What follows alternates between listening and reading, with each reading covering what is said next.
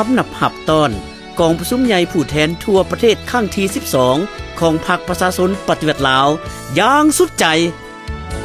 ประเทศชาติเฮาคนลาวทุกคนเป็นเจ้าคำนำรับต้อนกองประชุมใหญ่ผู้แทนทั่วประเทศครั้งที่12ของพรรคในมื้อนี้พวกเราจะเสนอข้อมูลกองประชุมใหญ่ครั้งที่4ของพรรคให้ท่านได้รู้จักกองประชุมใหญ่ครั้งที่4ของพรรคเป็นกองประชุมใหญ่แห่งการเปลี่ยนแปลงใหม่รอบด้านอย่างมีหลักการจัดขึ้นระหว่างวันที่13-15 พฤศจิกายน 1986ที่นครหลวงเวียงจันทน์ภายใต้การเป็นประธานของสหายไกรสอนพงษ์วิหารเลขาธิการใหญ่มีจำนวนผู้เข้าร่วม303สหายที่เป็นตัวแทนให้แก่สมาชิกพรรค 45,000 กว่าสหายในทั่วประเทศมีแขกรับเชิญภายใน200สหายกองประชุมใหญ่ครั้งที่4ของพรรคได้เลือกตั้งคณะบริหารศูนย์กลางพรรค60สหายในนั้นกรรมการสมบูรณ์51สหายและสำรอง9สหายกองประชุมครั้งปฐมฤกษ์ของคณะบริหารศูนย์กลางพรรค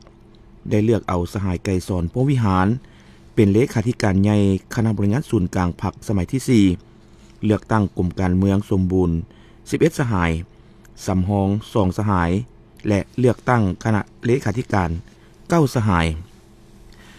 มติกองประชุมใหญ่ครั้งที่4ของพรรคได้กำหนดออกว่าผ่านพฤติกรรม10ปีนับแต่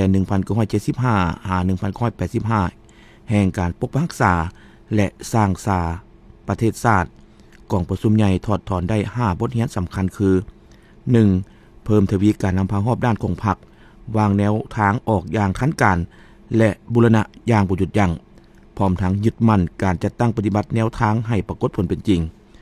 2. เพิ่มทวีความสามัคคีเป็นเอกภาพในทั่วพรรคทั่วปวงชนเป็นสาเหตุสำคัญยิ่งแห่งชัยชนะทุกอย่างของการปฏิบัติประเทศเฮา 3. ต้องติดแน่นกับรากฐานสุ่มใส่ก่อสร้างรากฐานให้นักแน่นเข้มแข็งในทุกด้าน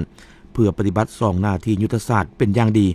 และดำเนินการปฏิบัติ3ประการไปพร้อมๆกัน 4. ในทุกการเคลื่อนไหวด้านเศรษฐกิจต้องหู้หมุนไส้บรรดากฎเกณฑ์ภาวะวิสัยและคิดไล่ประสิทธิผลทางด้านเศรษฐกิจสังคม 5. การร่วมมือรอบด้านกับประเทศสังคมนิยมไอ้น้องก่อนอื่นหมดแม่นสหภาพโซเวียตก่อสร้างก้อนกำลังร่วมสัมพันธ์พิเศษระหว่างประเทศเฮากับเวียดนามและกัมพูเชียนำใส่บรรดาเงื่อนไขอันสะดวกของยุคสมัยเป็นปัจจัยที่ขาดบ่ได้ในการก่อสร้างสังคมนิยมอยู่ประเทศเฮาส่วนหน้าที่เวียงงานก่อสร้างพรรคต้องเพิ่มทวีบทบาทการนำพาของพรรคเสิร์ชสู่คุณประโยชน์และประสิทธิผล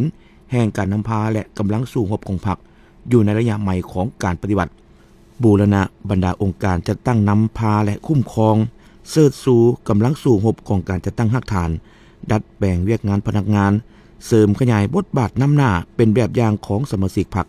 สร้างแบบแผนเฮ็ดเวียกแบบใหม่รักษาบรรดาหลักการจัดตั้ง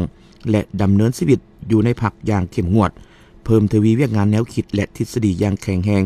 แนะใส่รับเอาจิตสำนึกใหม่และจินตนาการใหม่